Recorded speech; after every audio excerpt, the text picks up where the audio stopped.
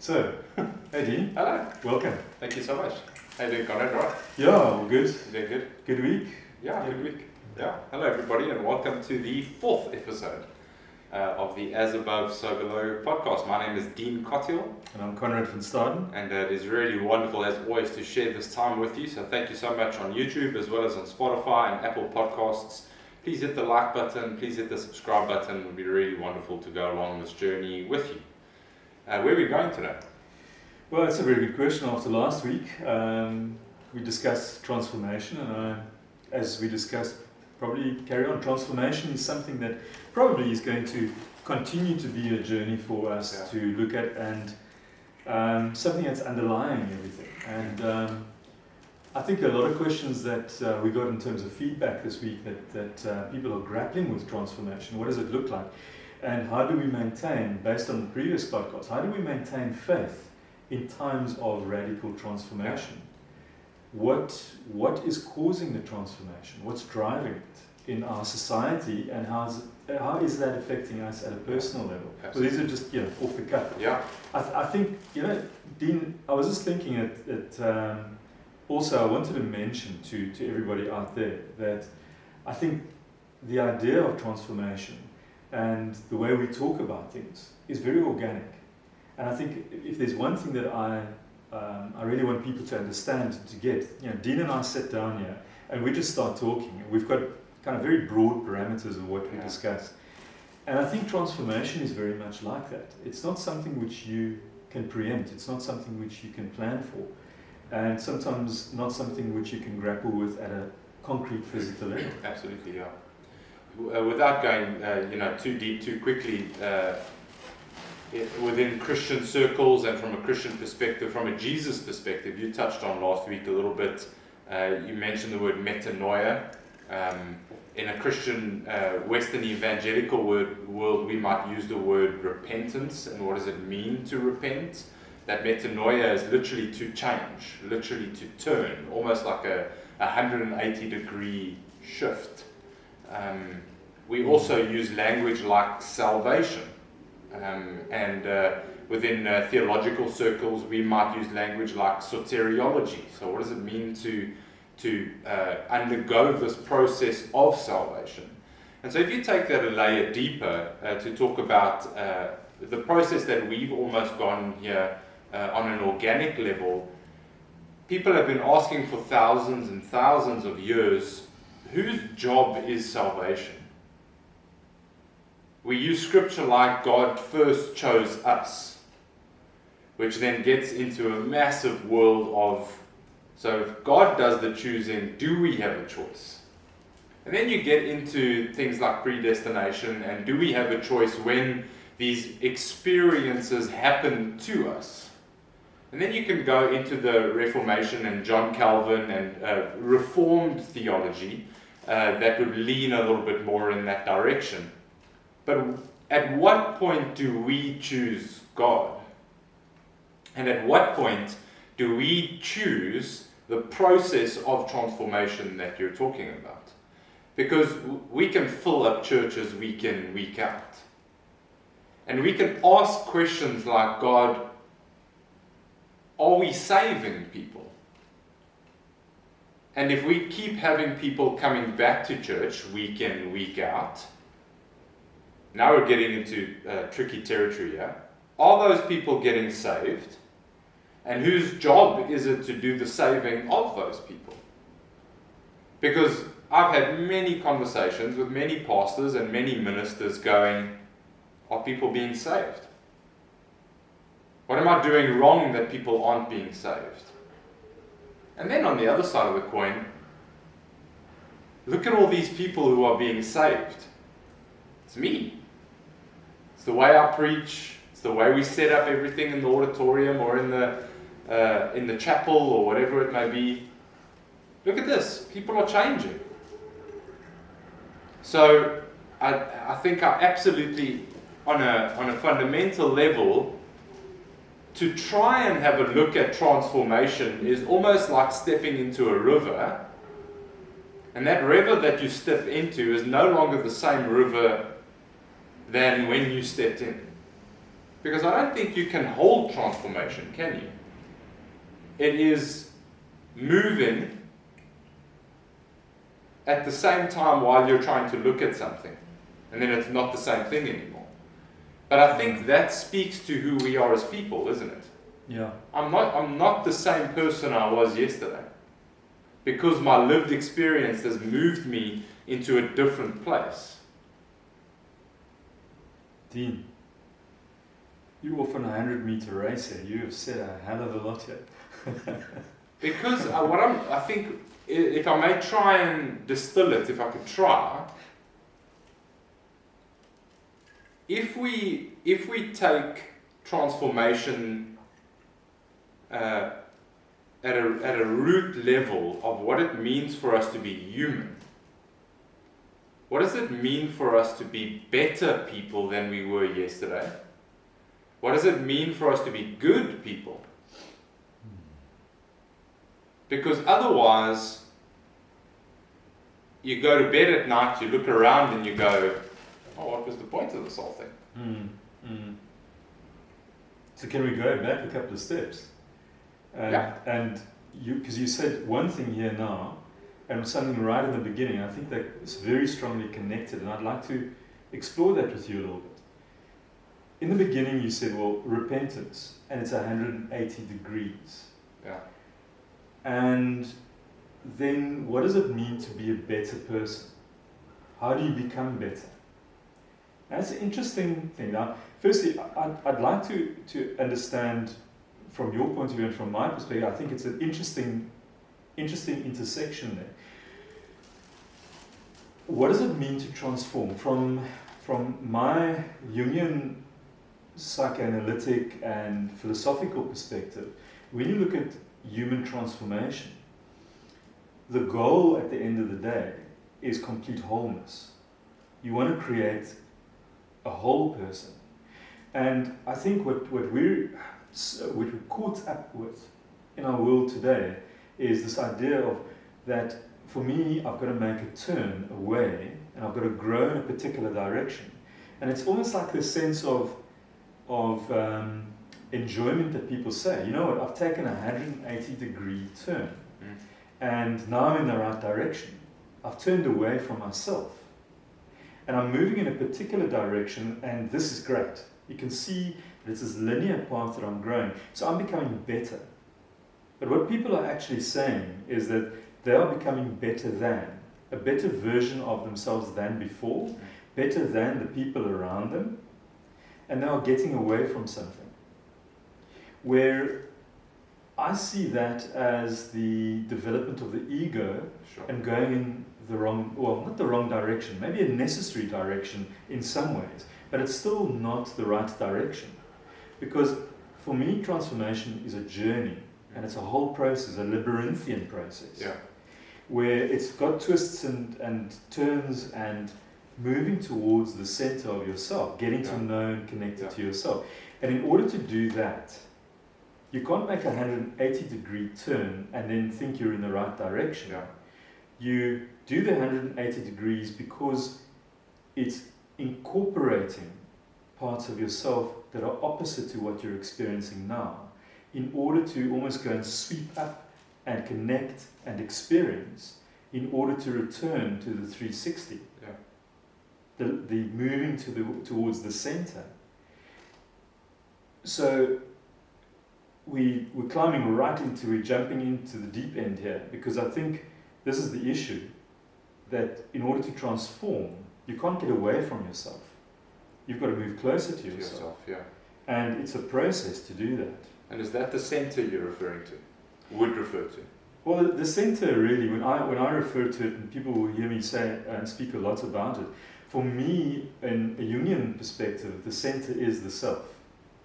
It is that part which, I think from your perspective, The capital S is the self. capital S. It's the connection the closest to a Christ-like Yeah. existence. Yeah. It is an experience of your authentic, deepest, rooted self True self. in humility. Yeah. Absolutely. I think that's 100% right. I think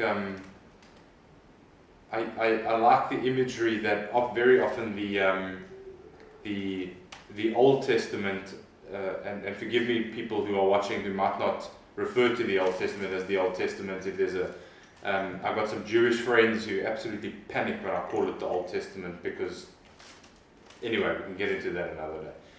But there is imagery of God on the mountains as well as God in the valleys.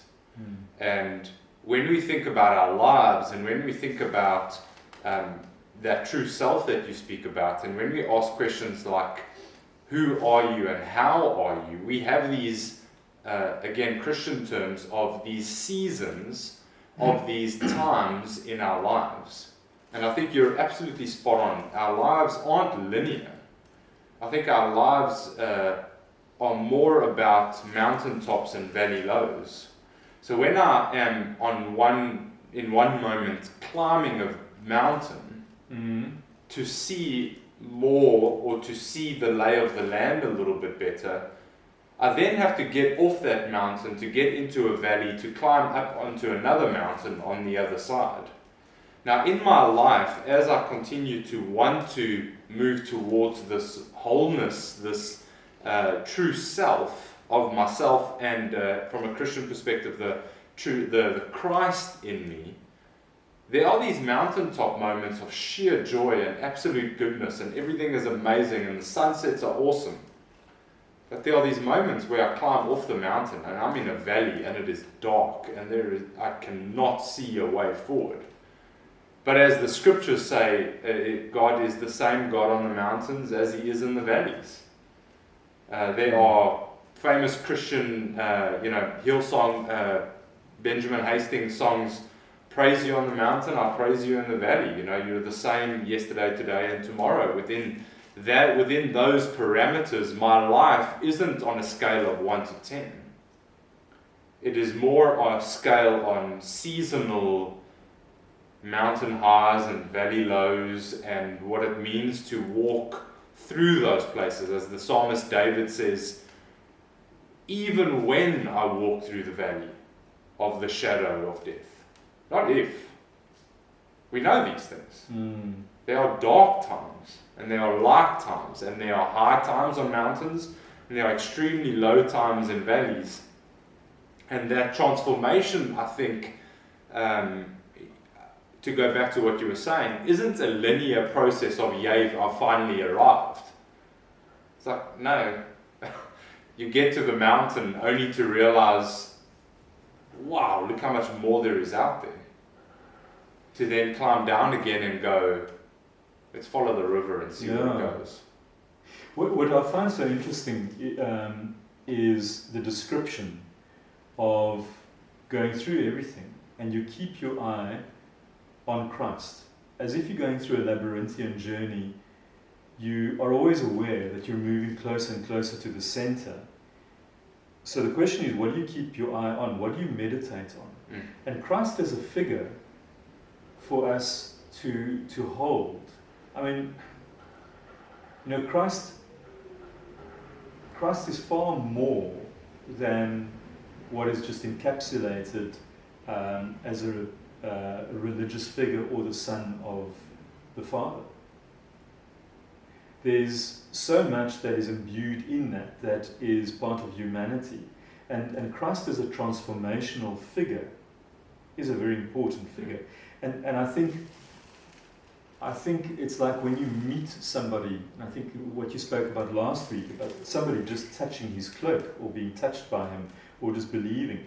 If we believe and we hold and meditate on the transformational figure, I'm always reminded, and I'll probably keep coming back through all our talks to this idea that we are made in the image of God. And that means that there are so many layers to us that we've got to understand, is it a human thing, is it a God thing? And to stay connected to the feeling of God inside of us. From a psychological perspective, when people go through a really difficult time, what is that Christ-like component that they hold on to? And I always imagine in my conversations with many other theologians that the self and Christ are rubbing rubbing up against each other, standing closely across the divide of soul, spirit, and human. Yeah. Yeah, I think we're going to get into a bit of trouble now as soon as we start almost saying that they're, Richard Raw would refer to the true self. The Christ in us. And I really don't mean this for what it sounds like, but the universal Christ. And I don't mean this on a universalism level. I mean this on a Colossians 1 Christ level, 1 John 1 Christ level, a beginning and end, here before time, here after time, everything visible and invisible, in us and through us, made by Christ and for Christ. That's a very mystical way of almost looking at this Christ figure. And I think I'd love for us to unpack that idea of the labyrinthian moving closer towards the center, moving closer towards the true self, and moving closer towards the Christ. Because what does that compass look like for us? How do we practically go, all right, this is the direction that I'm moving in? On a transformational level, like you're saying, the transformational figure of Christ, to know that we're moving in that direction. And I think what we were saying last week, we can't do that by ourselves. We need a community of people with us on that journey. I think, Dean, just to jump in there, I think I can hear we're being very careful here. I think this is a territory where we start to ruffle a few feathers, and we start to jump into an area of what is the conception that people out there, whether theologians or whether people within a church or outside of a church, what do they hold as this concept of Jesus Christ, God? And I think what is so important in what we're talking about is that we're bringing through an experience of God. We're bringing an experience through of the unknown, the mystical. And what I'm really interested in is that there's been age-old practices for thousands and thousands of years that human beings have been around that are inbred in us. Now, some people would probably say, and in discussions I've had the explanation that, well, of course, again, we are made in the image of God, so we have an automatic inbred or divine process within us. And it is part of our religious instinct. I believe that we have a religious instinct. It is part of who we are as human beings, to repent, meaning to return to ourselves, to question and to think about how also that returning to the self is a returning to the center which connects us to the mystical, to the unknown, to the experience of God. And we've always created images of God in different forms across all cultures that somehow reflects this inner feeling that there is something that we are wanting to connect. We are searching. Search and you shall find. Seek and you shall find. You shall find. And I think it's there in us. So to answer your question, I think there's a process that is in us. It's not something which we're going to have to read a book. We're not blank slates that get born and rely on the people around us or churches to teach us this. I think that churches are there as the containers for this experience. Not to contain it, but to ignite it, to carry it in community and the collective. They are custodians of the passageway where we go to have this mystical experience in order to pay tribute to that part in ourselves and around us. So I think that's part of the collective, and then there's this internal unfolding process that we can start to follow. And you see it with people. It's almost this automatic thing that starts to call them and starts to unfold. Why do you think so few people do this? Like I think I'm hearing you say that there's a natural almost process that wants to kick in, almost like an intuition that kicks in or leads us into this place. Why do you think so few people go down this road? Why do we... I think this world and the way we are constructed as humans opens us up to the vicissitudes of life, the difficulties, the struggles, and we are dented. Some of us experience such immense trauma that we are unable to, we struggle to just survive, never mind thrive. And we're unable to undergo that journey in a way that is an automatic flowing process. We and I think that's where psychology, with this gentleman here behind us, started. Because if we can fix the ego and we can strengthen it, then we can allow that to be the container for the internal journey that goes towards a greater depth and meaning towards the center. So psychological work, in whichever format that comes, I think is important, so that we strengthen and we protect and we grow the ego in order to undergo that journey. When you spoke about going to the Faroe Islands, and I'm sure that a lot of preparation went into that, and if you've been there once and you go there again, then you know. So it's almost like this internal strengthening to prepare you for the journey. And do you think,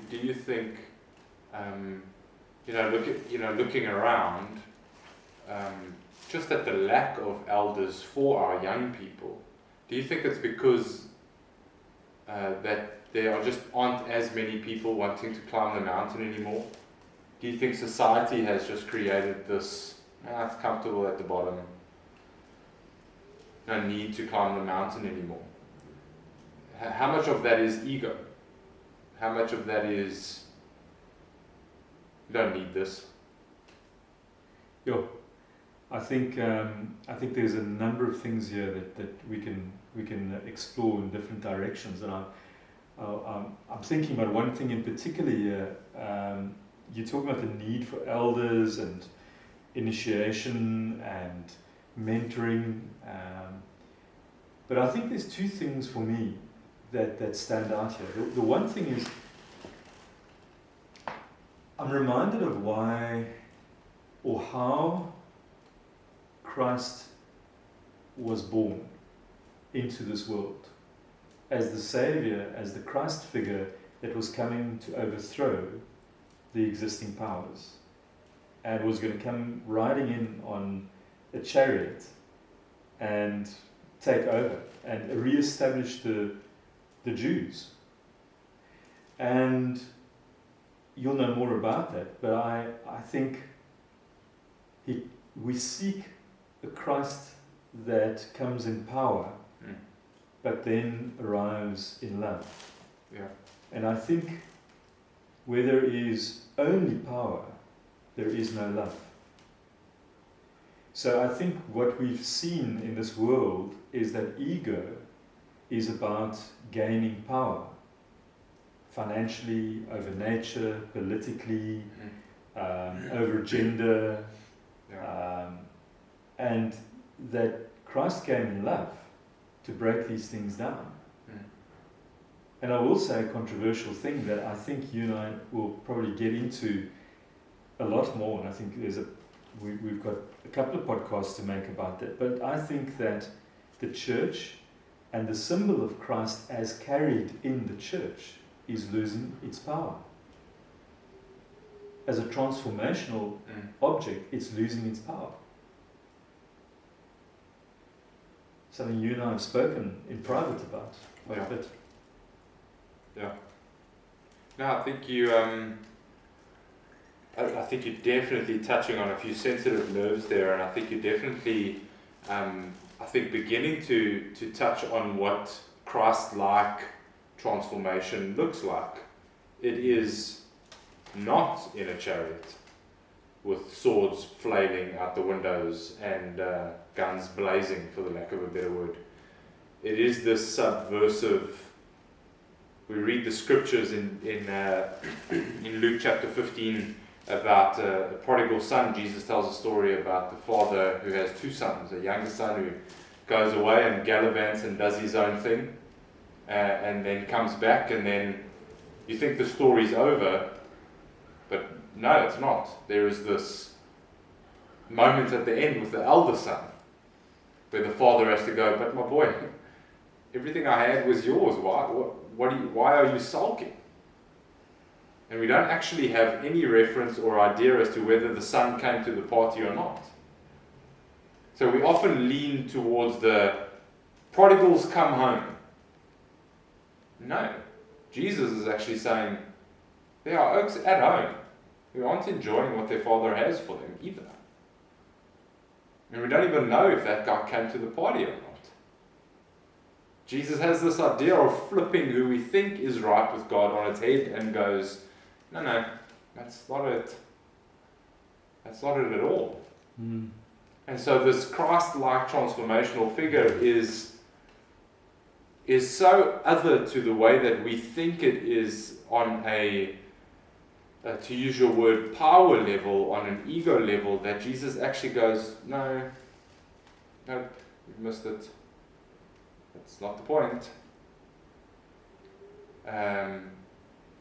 Jesus says the kingdom of heaven is here for these children, little kids who are running around, and the disciples come and go, get these kids away from here, man. Jesus is busy. Get these kids away from here. And Jesus goes, nope. Kingdom of heaven belongs to these guys. They've got the keys. We know fundamentally, without deep diving this too much, kids are unpredictable. Kids are full of joy and laughter and running all over the place, and 2 minutes later are running around and trying to create an entire different thing. They've just moved on before you even know it. 1 minute they're playing in the sandpit, and then the next minute they're up a tree. Like, we know kids are fickle like that. And Jesus goes, the kingdom of heaven belongs to them.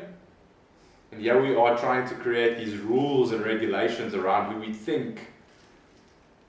And Jesus turns it on its head and goes, no, that's not the case.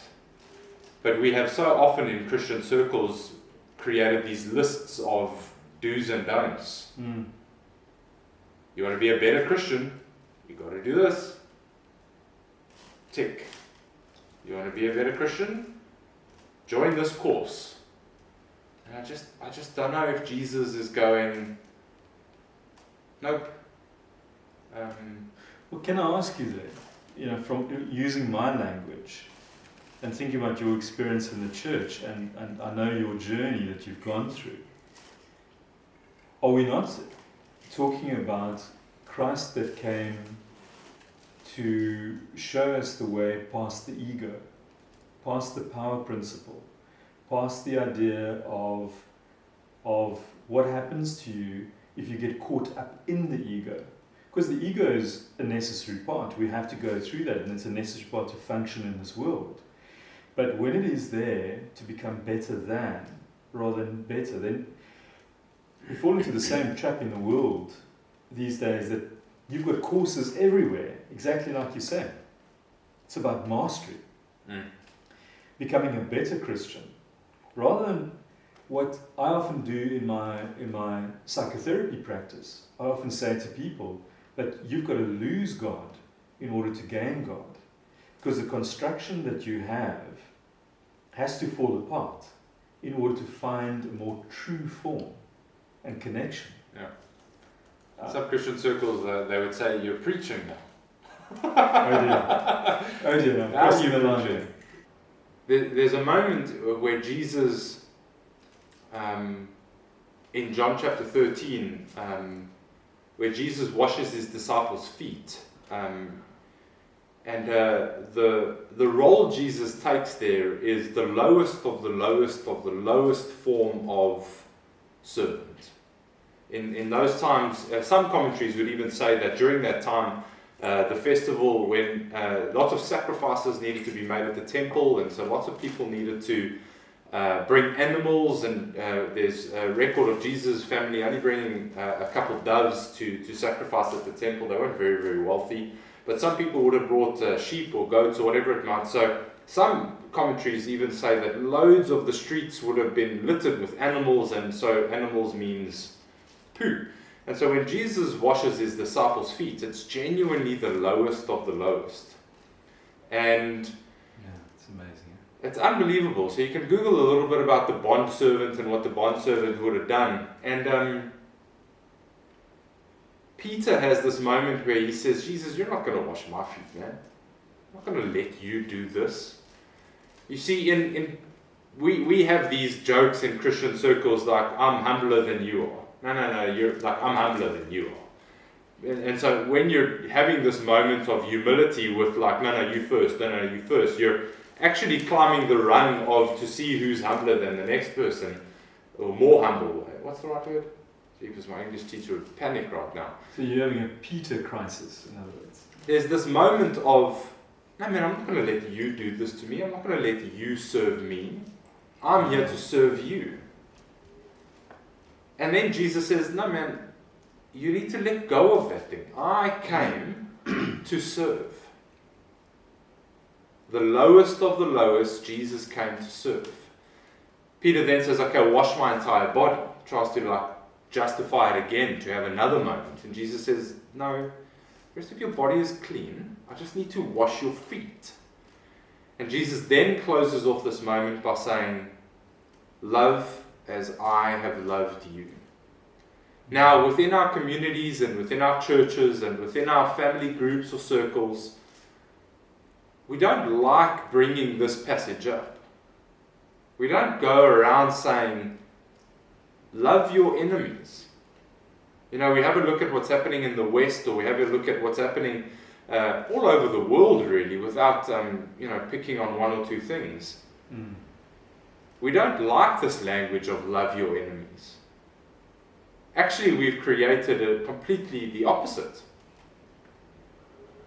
We will stand on the Bible to protect ourselves, protect our families, protect our country.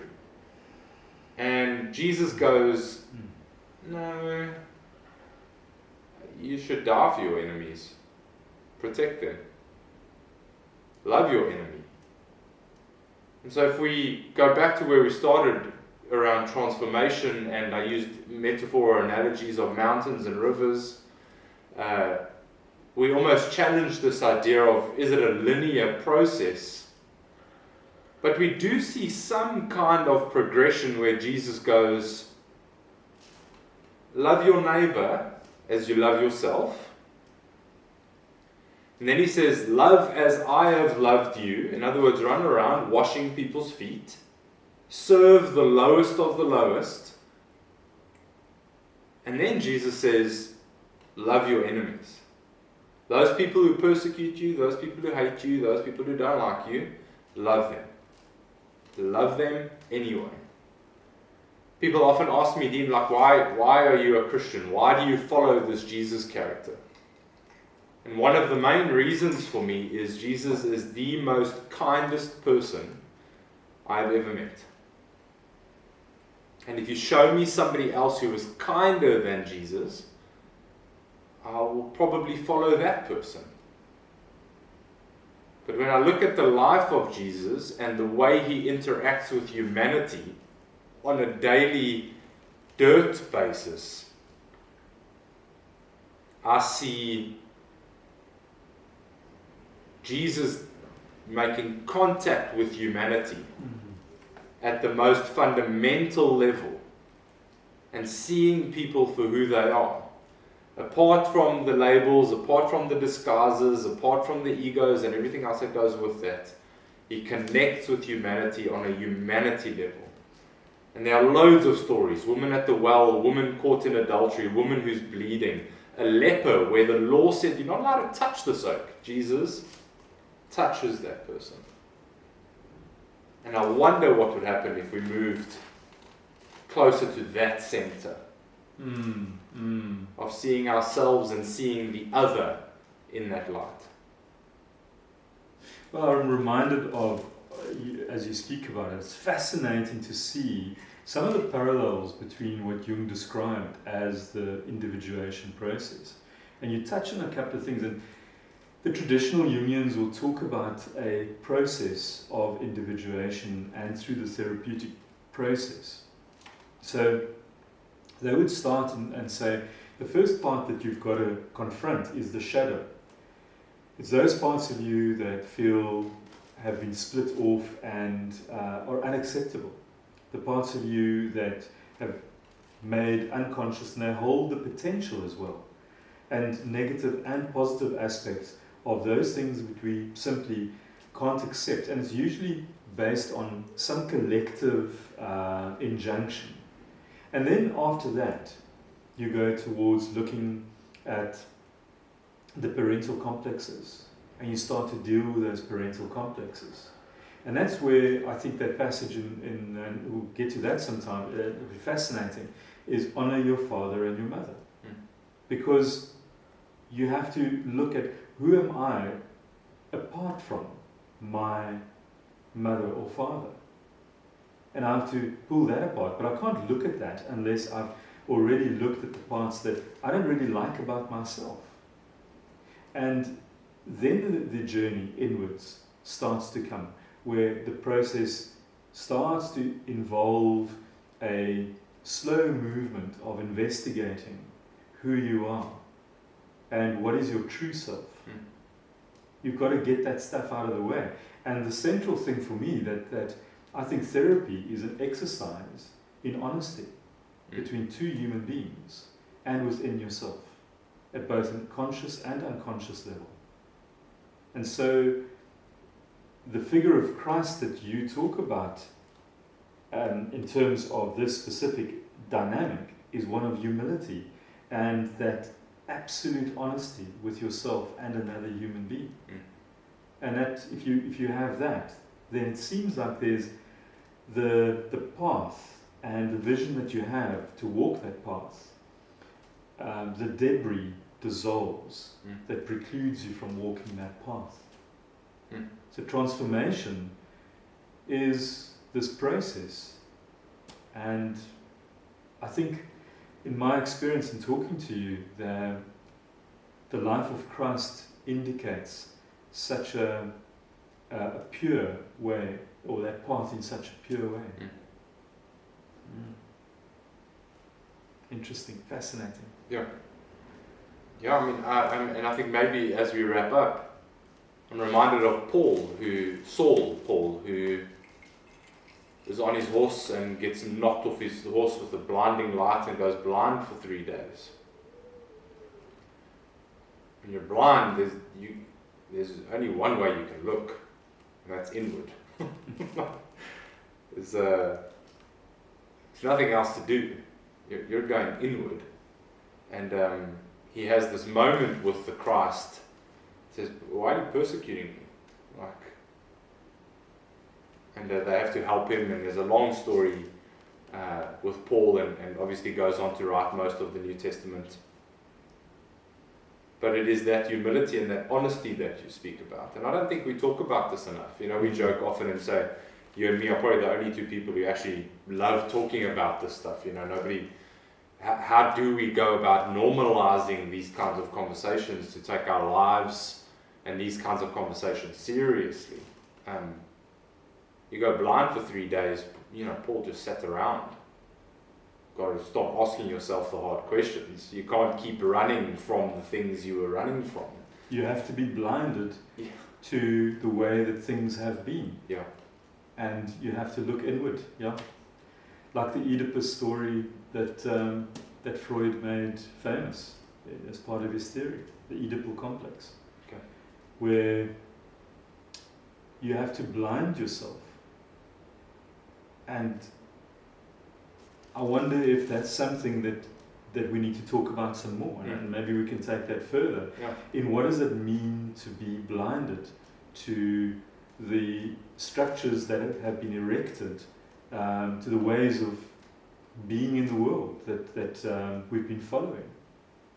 To be blinded to that and to look inwards. What does that look like for us? Yeah. Mm. Yeah, I would love to hear more about that story. Yeah, we'll get into it. Yeah. And Dean, I'm also reminded, again, where we are now. We're in the middle of March. Easter is coming up, and I'm very keen that we start to talk about the idea of resurrection, the process of Christ's crucifixion and resurrection. Yeah, Passover is coming. So for those of us who follow the Christian calendar closely, 4 weeks, and we'll be at Passover, Good Friday, and then